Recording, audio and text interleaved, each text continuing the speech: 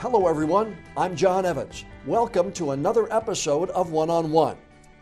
4 minutes. On April 3rd, 2018, Mark Robinson stepped up to the podium at a meeting of Greensboro City Council. He delivered a fiery 4-minute speech on gun rights. He used the words, "I am the majority," in vehemently criticizing leaders for not protecting his rights to own a gun. It seems like every time we have one of these shootings, nobody wants to put the blame where it goes, which is at the shooter's feet. You want to put it at my feet. You want to turn around and restrict my right, constitutional right that's spelled out in black and white. You want to restrict my right to buy a firearm and protect myself from some of the very people you're talking about in here tonight. That speech became a turning point. It went viral, and so did Mark Robinson.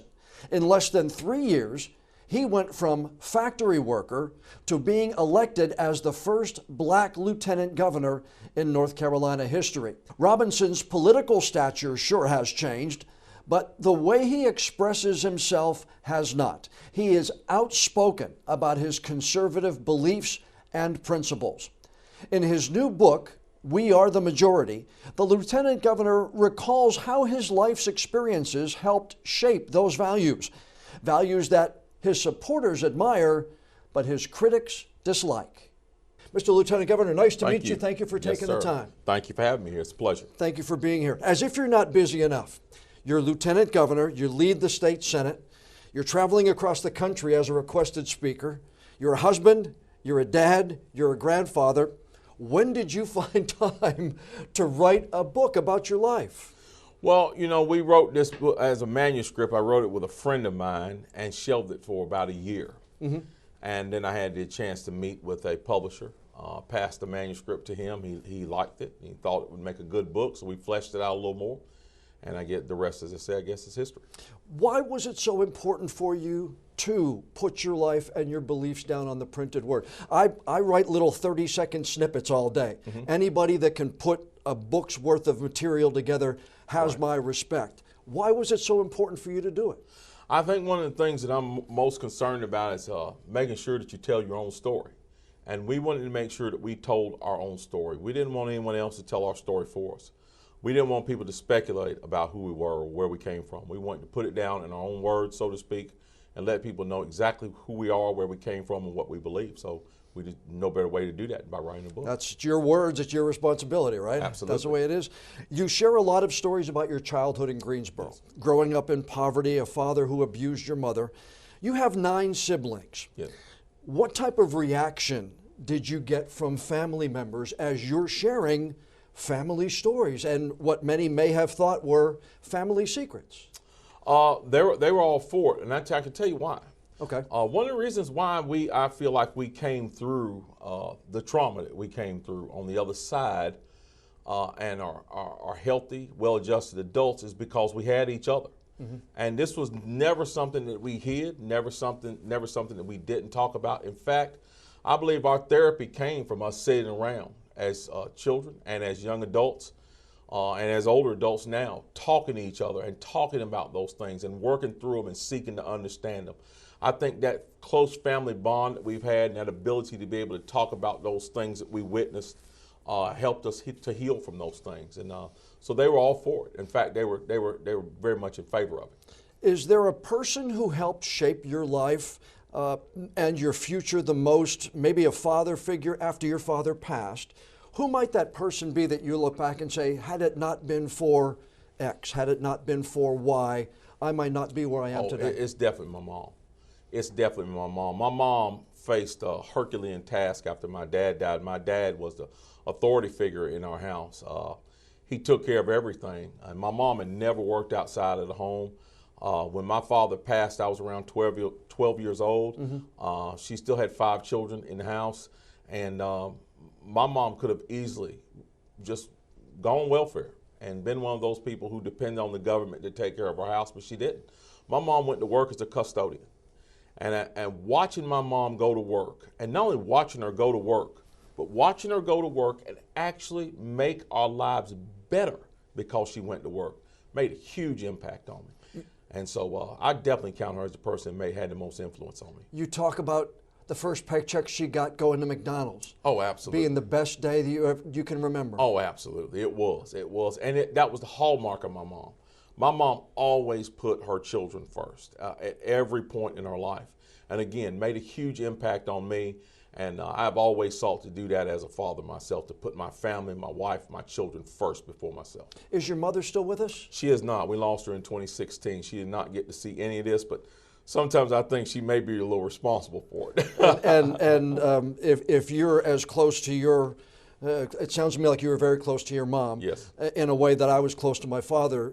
You have that thought process that they're right here. Absolutely. Every day. Yes. And guiding you in ways you never know that they guide That's right. you. That's exactly right. You're right, like I am in that way.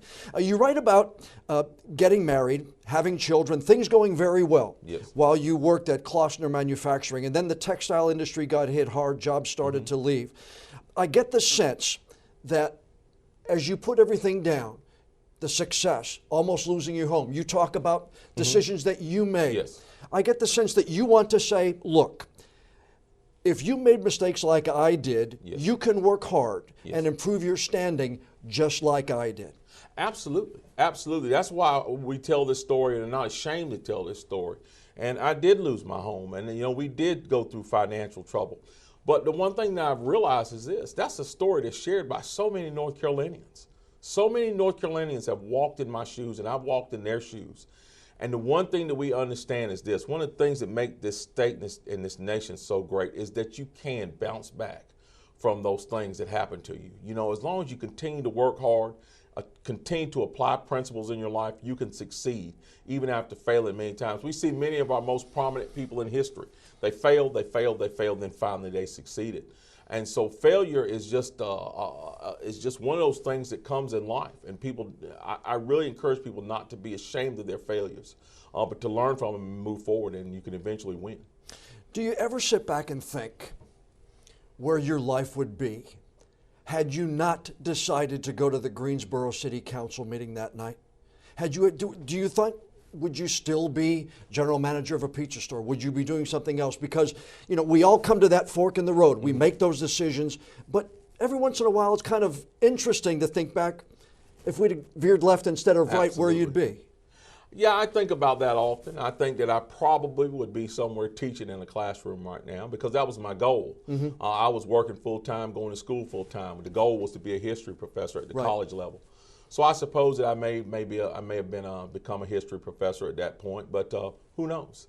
I stopped speculating on it a long time ago, because that's not the direction God wanted me to go in. Understand. Yes. If someone would have said to you in 2017, when you were back as that restaurant general manager, say, Mark, you don't know this, but in 5 years, you're going to have set history in North Carolina. You're going to be called out at big events by a former president of the United States. You're going to be talked about as a gubernatorial candidate. What would that Mark Robinson have said back then 5 years ago, before all this happened? I never would have believed it. I never would have believed it, but here's the thing. I would always believe that it could happen. I've always believed that it could happen. I've always believed that I live in a state and a nation where anything is possible, and it's proven true in my life. And it's funny that you say the 5-year mark, because there was a time when I was working in a factory, and we had these little employee suggestion cards. And one day I was sitting at my desk kind of daydreaming, and I wrote down on that card, I said, on this date, so-and-so, so-and-so, I sat at my desk and wondered what I'd be doing 5 years from now. And from that, when I wrote that, to the next 5 years was the whole city council thing, and now what I've come into. So you write in the book how your wife reacted when you got home, asked you questions, you didn't remember what you said, then the calls started coming in. Yes. Do you remember where you were and when the moment was you decided, okay, people have encouraged me to run for office, all this has happened. Where were you when you said, okay, let's do it? Actually sitting at my kitchen table with my wife. I was sitting at the kitchen table, my wife was at the stove, and I told her, I said, I think that I'm going to run for office. And that's when we started to debate back and forth about what office. And I mentioned mayor, and I mentioned city council, and then my wife mentioned lieutenant governor. And I thought, that's the craziest idea I've ever heard of. But we started on that process, and from the very beginning, it just felt right. And sure enough, it turned out it was the right decision. My next question is, during that campaign, were there any times you sat back and went, oh, man, maybe this wasn't the best decision for me? Absolutely not. No? Not even one moment at all? Never. There were a lot of times when I was very tired, because we worked tirelessly, our whole team did. But there was never a time when I regretted the decision I made. It always felt right. And it always felt good. At the end of the day, the next day I'd be dog tired, but when I'd wake up the next day, I was always highly encouraged and ready to go again. And like I said, it always felt right. What's the biggest lesson you learned in that campaign before you took office? Because let's face it, notoriety came like that for you. It then started to swell. But were there any lessons that you learned like, wow? I think the two things that I learned more than anything, number one, I learned that hard work pays off. Because I can tell you right now, there were days on that campaign, the initial campaign, there were some tough days. We did a 100-county tour in about, I think it was a little less than a month. We were hitting 7 counties a day. My team and I, we were exhausted when we did it, but that really paid off and leads to the next thing that I learned. The next thing that I learned is nothing can replace the human touch. Being face to face with somebody, expressing to somebody face to face your beliefs, what how you feel, talking directly to people, walking up to them, pressing the flesh, meeting people face to face. Nothing can replace that. Positive and negative interactions? Absolutely. Positive and negative interactions. The one thing I've learned about negative interactions is this: sometimes negative interactions will actually prove to people who you are and can actually help change people's minds. Right. I mean, it's if you can have a discussion with someone about your differences and still walk away respecting each other. Absolutely. That's right. That's right. And we have done that, and it has actually changed people's perspective on us and how we feel about things. There have been some dust-ups along the way. Oh, sure. And you've talked about it. You criticized an editorial cartoon last February over the discussion of the State Board of Education, talking about whether to allow concepts of systemic racism to be taught in schools. You said the standards lead to the wrong direction. They lead to an anti-American settlement. If you want to teach children to embrace a system, tell them to embrace the system that ended slavery, ended Jim Crow, and that gave women the right to vote. Right. You said you talked to the NAACP about that in the days after that. What were those discussions like, if you don't mind me asking? Because let's face it, you advocate one way for black individuals. They advocate a way that is not aligned with yours. So what were those discussions like? What I really encourage people to do is focus on unity. And when I say that, this is what I mean. All the issues that we've ever faced in this nation, whether it was the issue of gaining our freedom initially from the British, or whether it was bringing the nation back together and ending slavery, whether it was the women's rights issue, whether it was the civil rights movement, we always did those things together. Good people of all stripes, all communities coming together to do what's right. And that's what I try to encourage them to do, is to focus on that. I believe that's what brings us together. When we look back and see that slavery was ended not just by white Americans or black Americans, it was ended by both white and black, male and female, across the board, people who believed in doing the right thing. The same thing is with all those other issues. And that's the thing that I think that we should focus on, and that was the conversation that I had with some of those folks. Can you move forward working with individuals with the NAACP, even though your beliefs may not be aligned? Absolutely. And that's one of the things that I want people to understand about me more than anything. I have my opinions about a myriad of topics, but there are some times when you need to take your opinions, now I didn't say your principles, your opinions, and leave your opinions outside the door. Because we want to sit down at the table with all rational, sound people and listen to them and listen to their point of view. Because the one thing that I learned in my working career is this: there really are no stupid ideas. There are no stupid ideas. Right. And no stupid questions. And no stupid questions. Right. You can grab gems out of from all different perspectives. It's just a matter of whether or not we're willing to invite those people, those well-meaning, sane, rational people to the table and actually listen to them. And you know, everybody might say, I have a dumb question, and it's no. Every question is to gain knowledge. That's exactly right. No matter what the question is about. That's right. I want to ask you this because I think it's going to foster a discussion. You called in an address at Asbury Baptist Church. Mm-hmm. There's no reason for anybody anywhere in America should be telling any child about transgenderism, homosexuality, any of that filth. Now, you say, yes, I called it filth, and if you don't like that I called it filth, come see me, I'll explain it to you. Yes. You were talking about the books used to teach children in school. Absolutely. That's Absolutely. what it was. And we wanted to make that clear. We were not talking about individuals.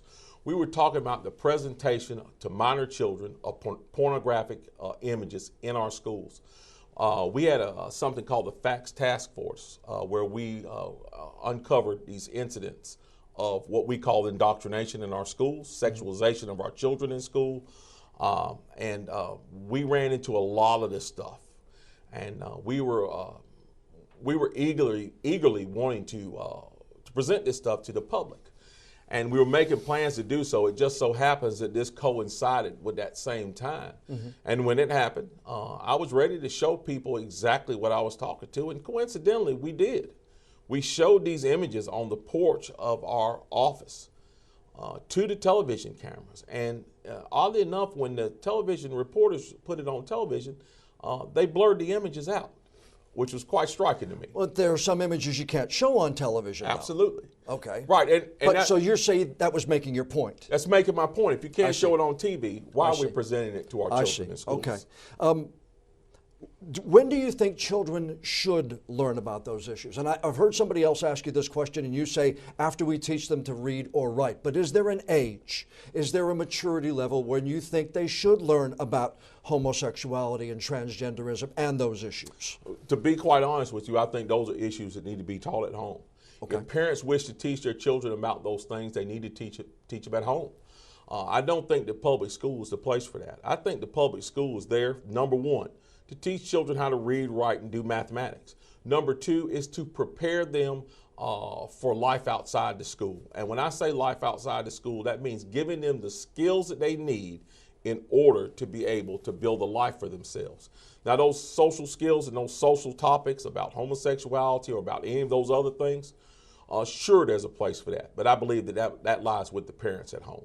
Where does your public life end and your private life begin? Or don't you have a private life anymore? I really don't have a private life anymore. I try to keep my life as private as possible. But being a servant of the people, you automatically are going to be scrutinized for everything that you do, and I understand that. Mm-hmm. One of the things that I am very passionate about, and I don't really take it personal. I know there are a lot of people who disagree with me vehemently, and quite frankly, probably do not like me. I believe that those individuals have the right to say whatever they want to say about me as long as it's not threatening or violent. And I don't take those things personal. What I do sometimes take personal, however, is when I'm mischaracterized by professionals, whether they be in the political realm or whether they be in the press. I don't like the outright untruths that sometimes can try to assassinate your character.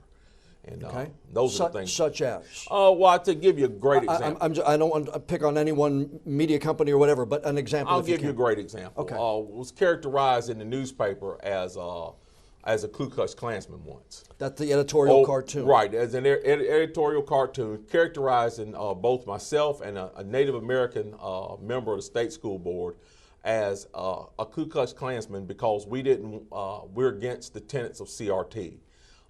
That is a blatant untruth. Not only is it a repudiation of history, it's an absolute untruth about both of us. And those are the types of things that I push back against the most. Is it fair to characterize an editorial cartoon as freedom of speech in your mind? I think you can. I think it is freedom of speech.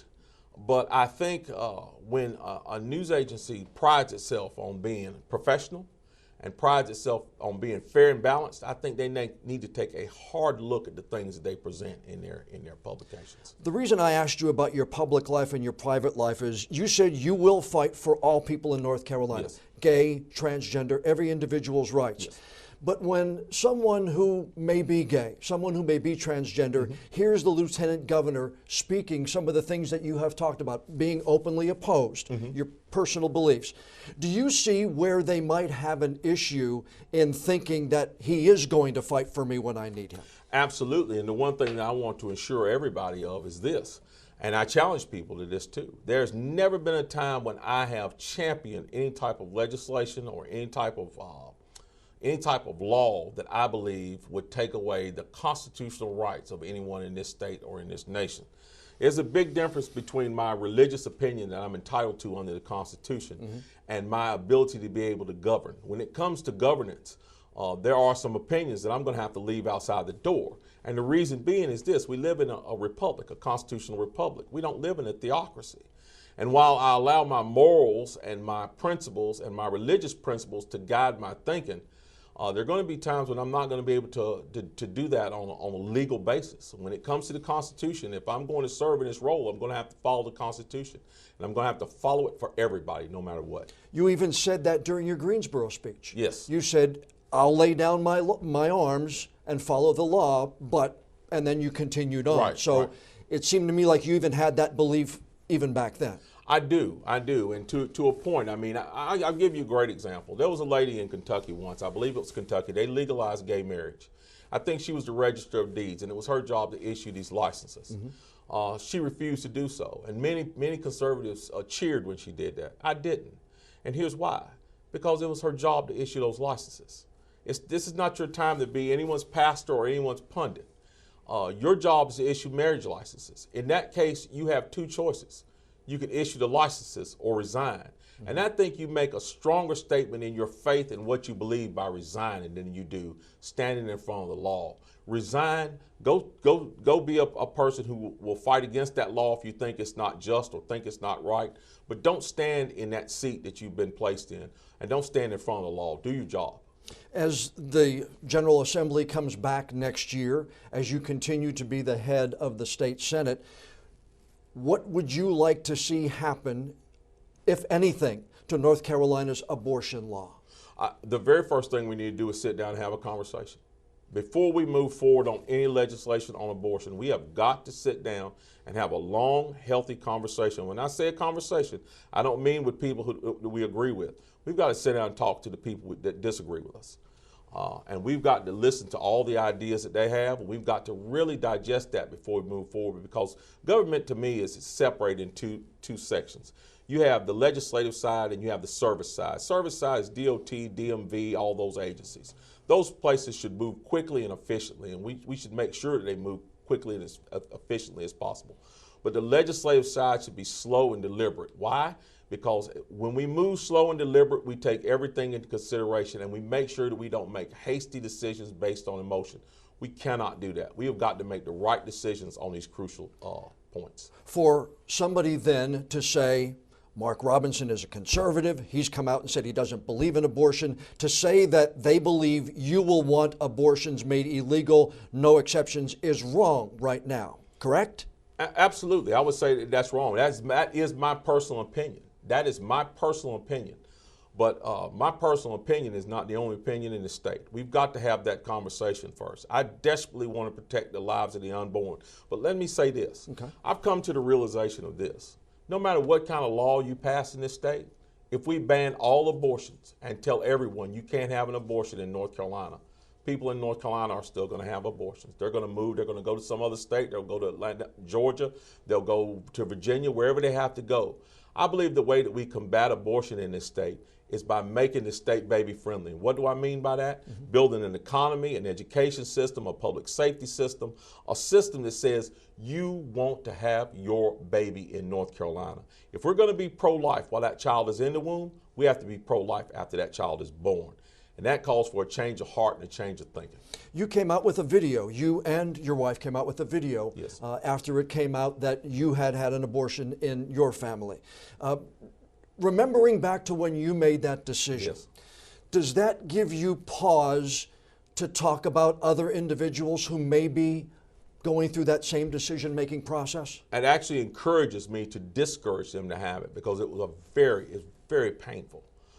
Very painful topic for my wife, and probably the most painful topic that we've experienced in our life. There were many nights when I laid in bed and desperately wanted to talk to my wife about it, but just couldn't bring myself to do it. And I really feel like that our story has helped a lot of people. I can't tell you how many people have come to me and told me that they've experienced the same thing, and it was people that I never would have thought had gone through it. I think our story is the story of a lot of people out there who understand how painful abortion actually is. So it doesn't give me pause at all. It gives me great encouragement to tell young people, preserve your chastity, and if you do end up in that situation, think hard before you do it, because it's a very painful decision to make.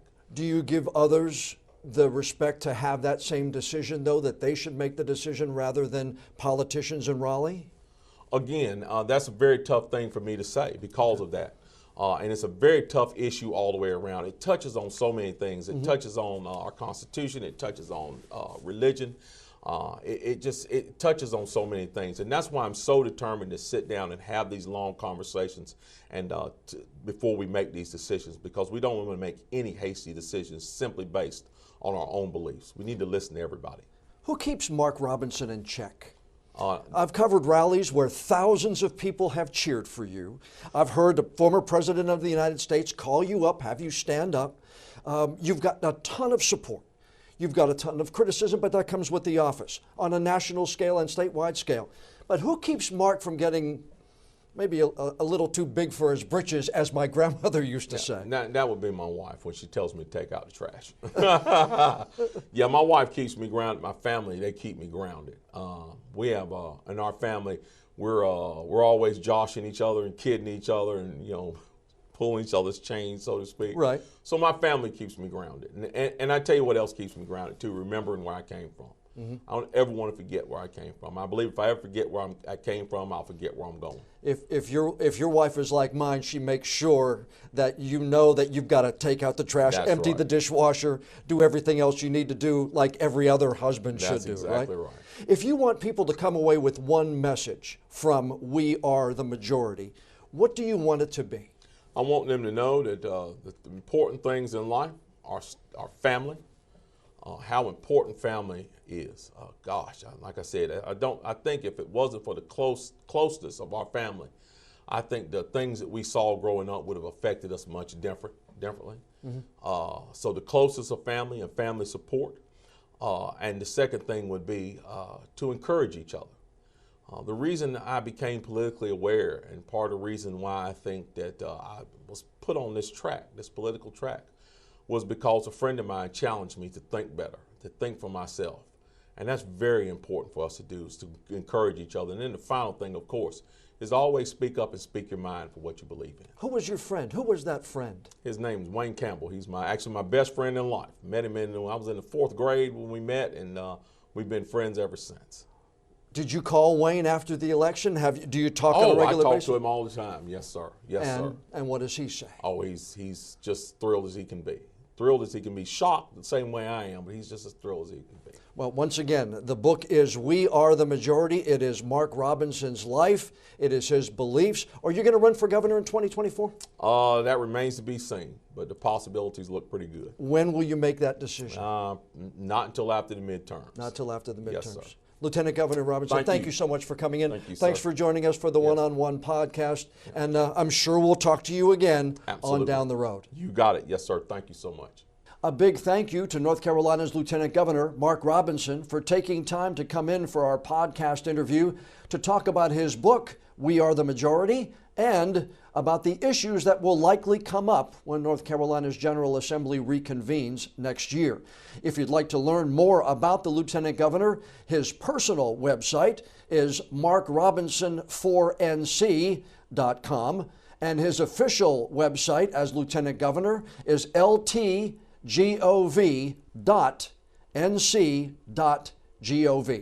Now, before we go, I'd like to ask a favor. Please follow and subscribe to the One-on-One with John Evans podcast on whatever app you use to listen to your favorite shows.